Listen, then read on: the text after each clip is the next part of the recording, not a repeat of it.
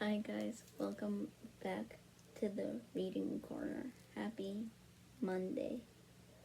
We're going to start reading from Farmer Boy, which is book 2 of the Little House series.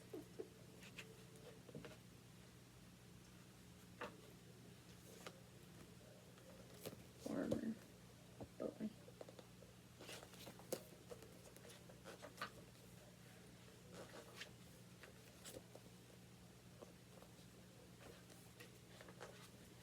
Chapter 1, School Days. It was January in northern New York State, 67 years ago. Snow lay deep everywhere. It loaded the bare limbs of oaks and maples into beeches. It bent the green boughs of cedars and spruces down into the drifts. Billows of snow covered the fields and the stone fences. Down a long road through the woods, a little boy trudged to school with his big brother, Royal.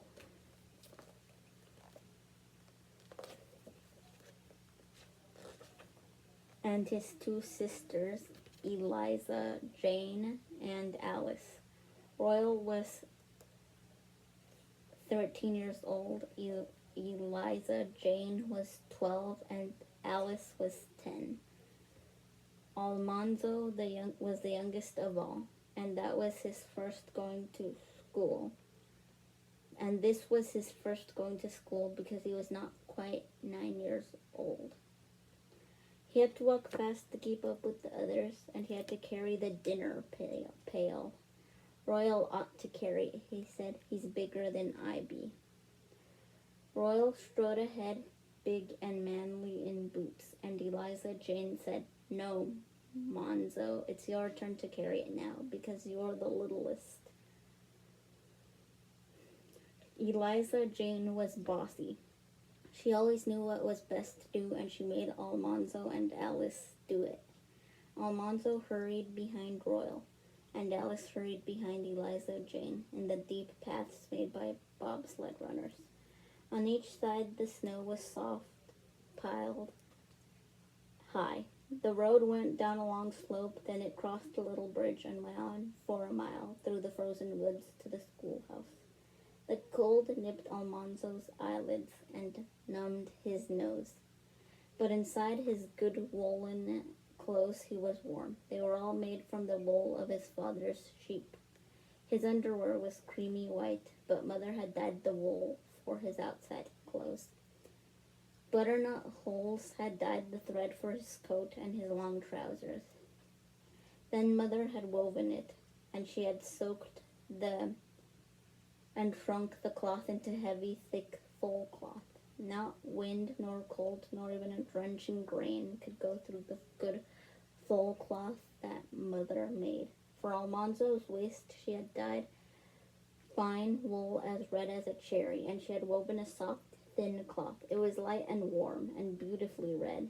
Almanzo's long brown pants buttoned to his red waist with a row of bright brass buttons all around his middle. The waist's collar buttoned snugly up to his chin, and so did his long coat of brown full cloth. Mother had made his cap of the same brown full cloth, with cozy ear flaps that tied under his chin, and his red mittens were on a string that went up the sleeves of his coat and across the back of his neck. That was so he couldn't lose them.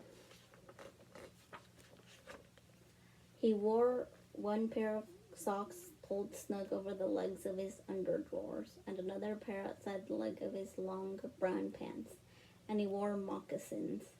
They were exactly like the moccasins that Indians wore. Girls tied heavy veils over their faces when they went out in winter, but Almanzo was a boy, and his face was out in the frosty air.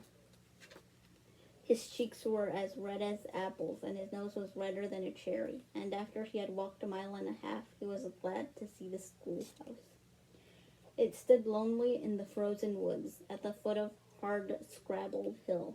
Smoke was rising from the chimney, and the teacher had shoveled a path through the snowdrifts to the door. 5 big boys were scuffling in the deep snow by the path. Almanzo was frightened when he saw them. Royal pretended not to be afraid, but he was. They were the big boys from Hardscrabble Settlement, and everybody was afraid of them. They smashed little boys' sleds for fun. They'd catch a little boy and swing him by his legs, then let him go head first into the deep snow. Sometimes they made 2 little boys fight each other, though the little boys didn't want to fight and begged to be let off. These big boys were 16 or 17 years old, and they came to school only in the middle of the winter term.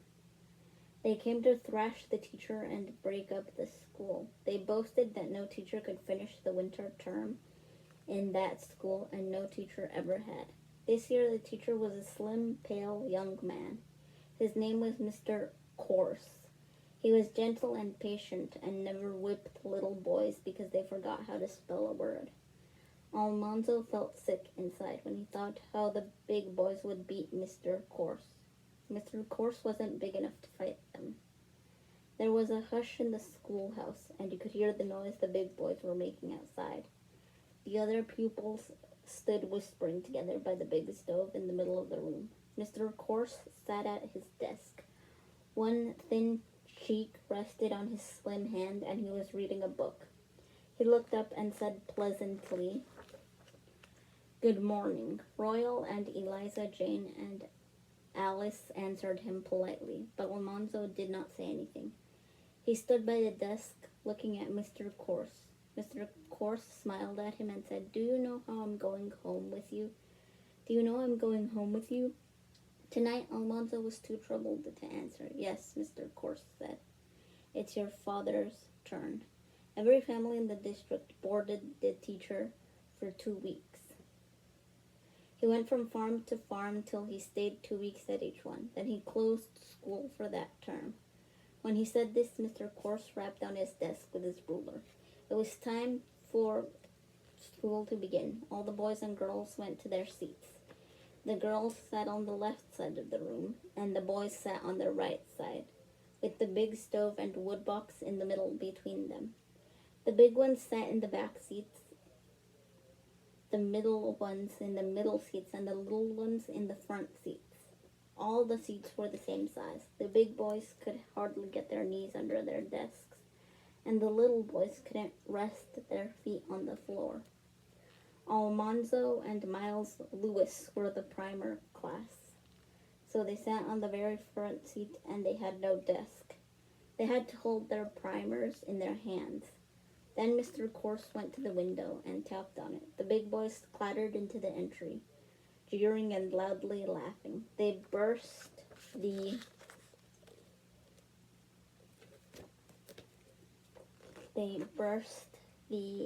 door open with a big noise and swaggered in. Big Bill Ritchie was their leader. He was almost as big as Almanzo's father. His fists were as big as Almanzo's father's fists. He stamped the snow from his feet and noisily trampled to a back seat. The 4 other boys made all the noise they could, too. Mr. Course did not say anything. No whispering was permitted in school, and no fidgeting. Everyone must be perfectly still and keep his eyes fixed on his lesson. Almanzo and Miles held up their primers and tried not to swing their legs. Their legs grew so tired that they ached, dangling from the edge of the seat. Sometimes one leg would kick suddenly before Almanzo could stop it. Then he tried to pretend that nothing happened, but he could feel Mr. Course looking at him.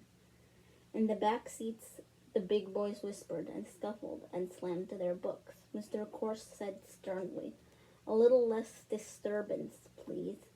For a minute they were quiet. Then they began again. They wanted Mr. Course to try to punish them. When he did, all 5 of them would jump on him.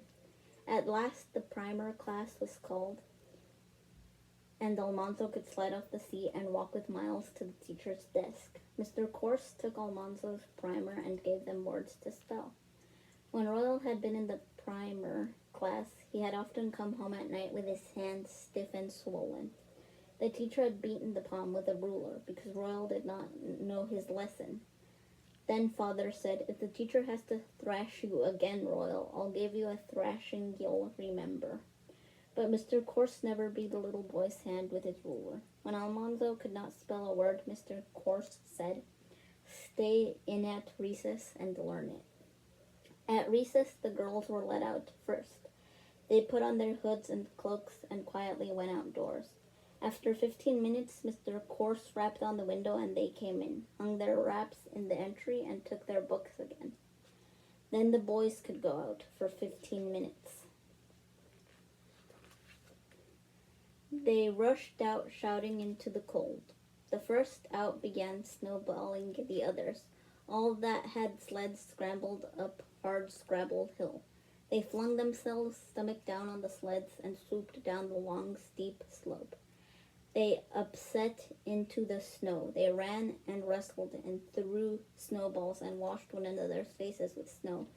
And all the time they yelled as loud as they could. When Almanzo had to stay in his seat at recess, he was ashamed because he was kept in with the girls. At noontime, everyone was allowed to move about the schoolroom and talk quietly. Eliza Jane opened the dinner pail on her desk. It held bread and butter and sausage, donuts and apples, and 4 delicious apple turnovers, their plump crusts filled with melting slices of apple and spicy brown juice. After Almanzo had eaten every crumb of his turnover and licked his fingers, he took a drink of water from the pail with a dipper in it on a bench in the corner. Then he put on his cap and coat and mittens and went out to play. The sun was shining almost overhead. All the snow was a dazzle of sparkles, and the wood haulers were coming down hard scrabbled hill. High on the bobsleds piled with logs, the men cracked their whips and shouted to their horses. And the horses shook jingles from their string of bells. All the boys ran shouting to fasten their sleds to the bobsled's runners, and boys who had not brought their sleds climbed up and rode on the loads of wood. They went merrily past the schoolhouse and down the road. Snowballs were flying thick. Up on the loads the boys wrestled, pushing each other off into the deep drifts. Almanzo and Miles rode, shouting on Miles's sled. It did not seem a minute since they left the schoolhouse, but it took much longer to go back. First they walked, then they trotted, then they ran, panting. They were afraid they'd be late. Then they knew they were late. Mr. Corse would whip them all. The schoolhouse stood silent. They did not want to go in, but they had to. They stole in quietly. Mr. Corse sat at his desk, and all the girls were in their places, pretending to study. On the boys' side of the room, every seat was empty. Almanzo crept to his seat in the dreadful silence. He held up his primer and tried not to breathe so loud. Mr. Corse did not say anything. Bill Ritchie and the other big boys didn't care. They made all the noise they could, going to their seats. Mr. Corse waited until they were quiet. Then he said, "I will overlook your tardiness this one time, but do not let it happen again." Everyone knew the big boys would be tardy again. Mr. Corse could not punish them because they could thrash him, and that was what they meant to do. Chapter 2. Winter Evening. The air was still as ice, and the twigs were snapping in the cold. A gray light came from the snow, but shadows were gathering in the woods. It was dusk when Almanzo trudged up the last long slope to the farmhouse. He hurried behind Royal, who hurried behind Mr. Corse. Alice walked fast behind Eliza Jane in the other sled track. They kept their mouths covered from the cold and did not say anything. The roof of the tall red-painted house was surrounded with snow, and from all the eaves hung a fringe of great icicles. The front of the house was dark, but a sled track went to the big barns, and a path had been shoveled to the side door, and candlelight shone in the kitchen windows. Almanzo did not go into the house. He gave the dinner pail to Alice, and he went to the barns with Royal. There were 3 long, enormous barns, around 3 sides of the square barnyard.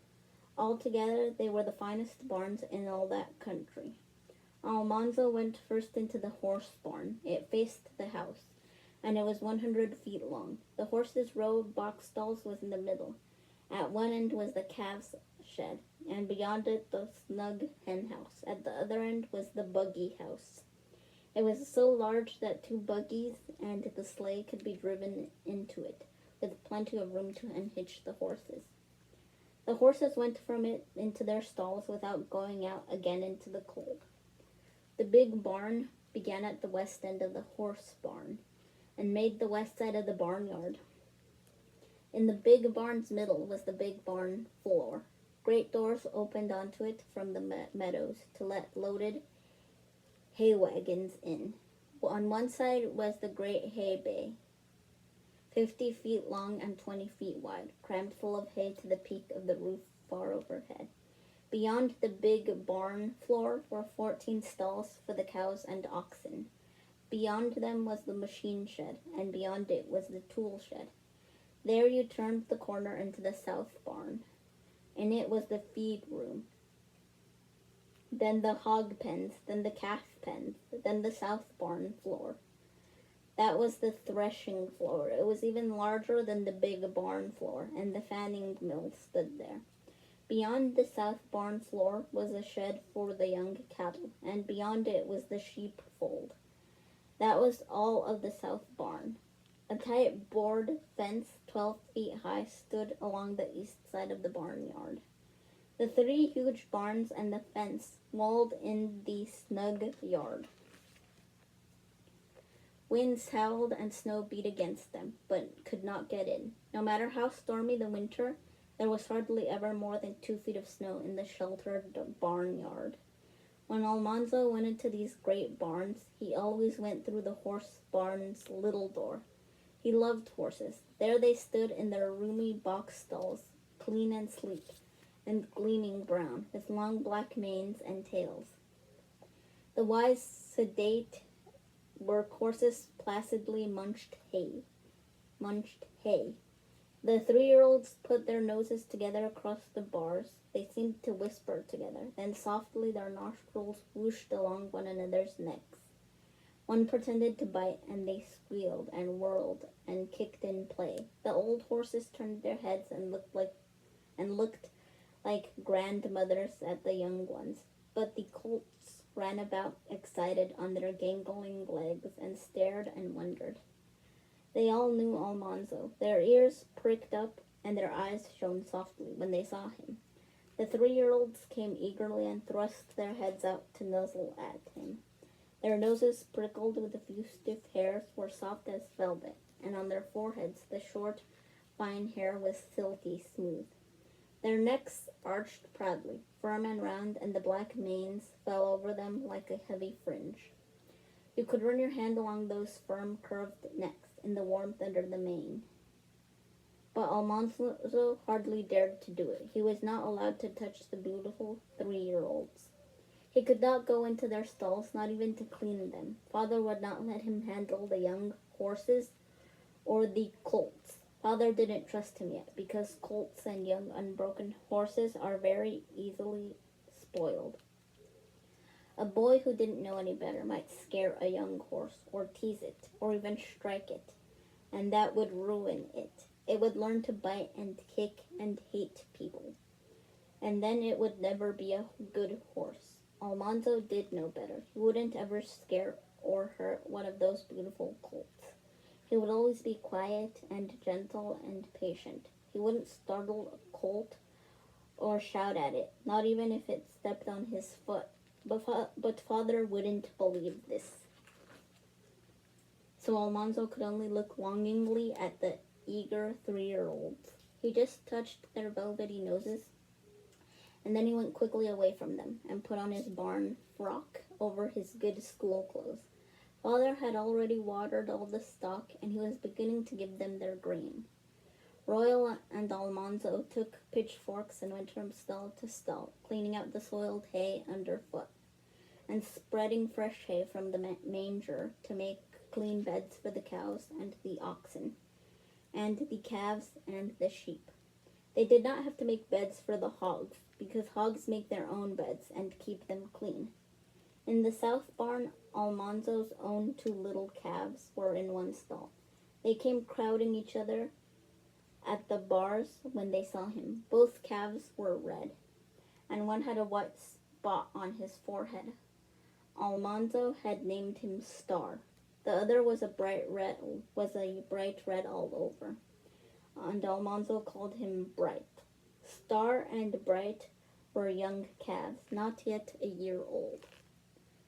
Their little horns suddenly began to grow hard in the soft hair behind their by their ears.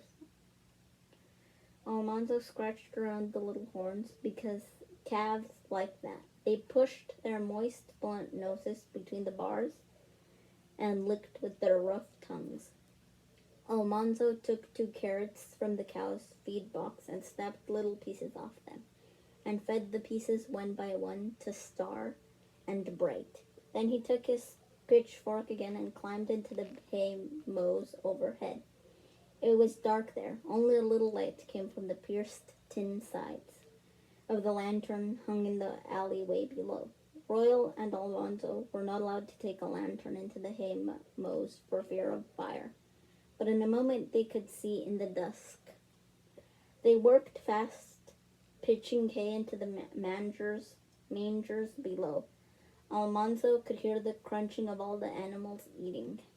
The hay mows were warm with the warmth of all the stock below, and the hay smelled dusty sweet. There was a smell, too, of the horses and cows, and a woolly smell of the sheep. And before the boys finished filling the mangers, there was the good smell of warm milk, foaming into Father's milk pail. Almanzo took his own little milking stool and a pail and sat in Blossom's stall to milk her. His hands were not yet strong enough to milk a horrid milker, but he could milk Blossom and Bossy. They were good old cows who gave down their milk easily and hardly ever switched a stinging tail into his eyes or upset the pail with a hind foot. He sat with the pail between his feet and milked steadily. Left, right, swish, swish. The streams of milk slanted into the pail, while the cows licked up their grain and crunched their carrots. The barn cats curved their bodies against the corners of the stall, loudly purring. They were sleek and fat from eating mice. Every barn cat had large ears and a long tail, sure signs of a good mouser. Day and night they patrolled the barns, keeping mice and rats from the feed bins, and at milking time they lapped up pans of warm milk. When Almanzo had finished milking, he filled the pans for the cats. His father went into Blossom's stall with his own pail and stool and sat down to strip the last, richest drops of milk from Blossom's udder. But Almanzo had got it all. Then Father went into Bossy's stall. He came out at once and said, "You're a good milker, son." Almanzo just turned around and kicked at the straw on the floor. He was too pleased to say anything. Now he could milk cows by himself. Father needn't strip them after him. Pretty soon he would be milking the hardest milkers. Almanzo's father had pleasant blue eyes that twinkled. He was a big man, with a long, soft brown beard and soft brown hair. His frock of brown wool hung to the tops of his tall boots. The two fronts of it were crossed on his broad chest and belted snug around his waist. Then the skirt of it hung down over his trousers of good brown full cloth. Father was an important man. He had a good farm. He drove the best horses in that country. His word was as good as his bond, and every year he put money in the bank. When Father drove into Malone, all the townspeople spoke to him respectfully. Royal came up with his milk pail and the lantern. He said in a low voice, "Father, Big Bill Ritchie came to school today." The holes in the tin lantern freckled everything with little lights and shadows. Almanzo could see that father looked solemn. He stroked his beard and slowly shook his head.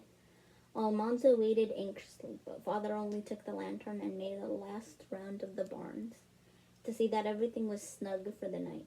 Then they went to the house. The cold was cruel. The night was black and still, and the stars were tiny sparkles in the sky.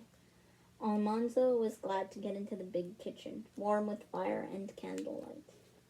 He was very hungry. Soft water from the rain barrel was warming on the stove. First father, then Royal, then Almanzo took his turn at the wash basin on the bench by the door.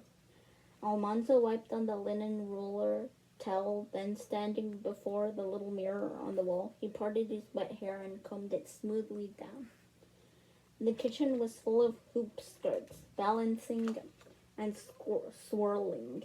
Eliza, Jane, and Alice were hurrying to dish up supper. The salty brown smell of frying ham made Almanzo's stomach gnaw inside him. He stopped just a minute in the pantry door. Mother was straining the milk at the far end of the long pantry. Her back was toward him.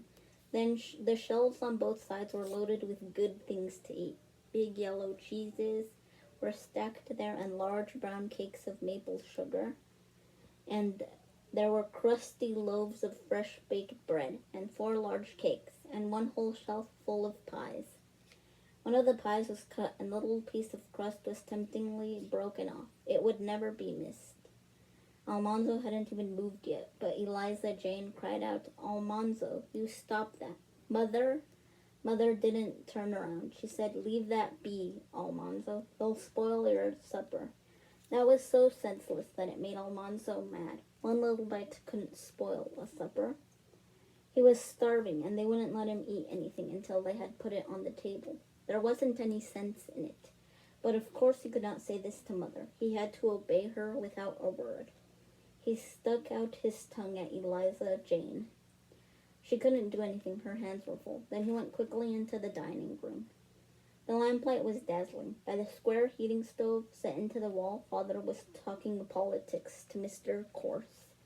Father's face was toward the supper table, and Almanzo dared not touch anything on it.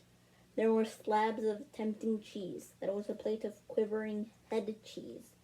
There were glass dishes of jams and jellies and preserves, and a tall pitcher of milk, and a steaming pan of baked beans with a crisp bit of fat pork and the crumbling brown crust. Almanzo looked at them all, and something twisted in his middle. He swallowed and went slowly away. The dining room was pretty.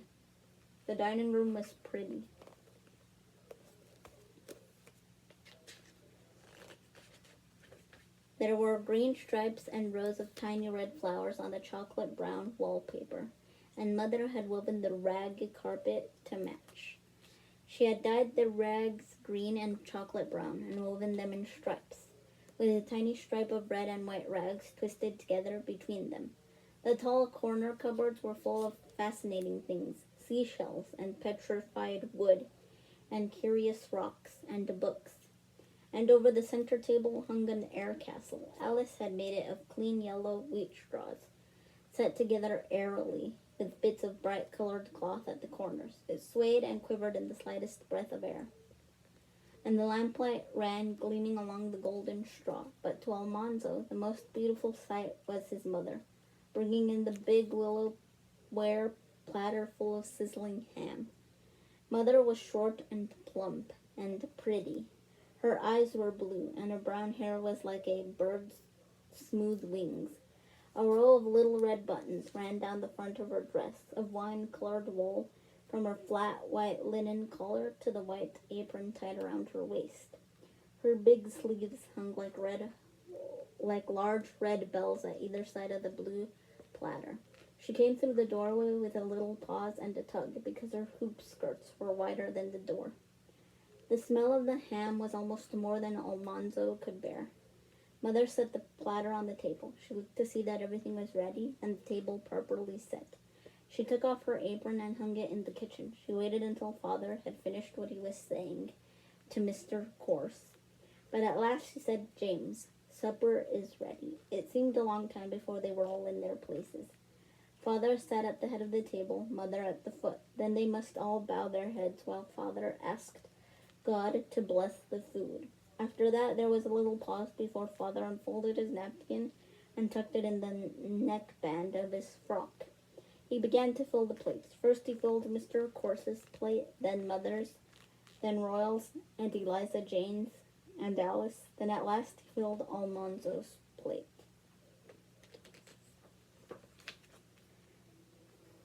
"Thank you," Almanzo said. Those were the only words he was allowed to speak at table. Children must be seen and not heard. Father and Mother and Mr. Corse could talk, but Royal and Eliza Jane and Alice and Almanzo must not say a word. Almanzo ate the sweet, mellow, baked beans. He ate the bit of salt pork that melted like cream in his mouth. He ate mealy, boiled potatoes with brown ham gravy.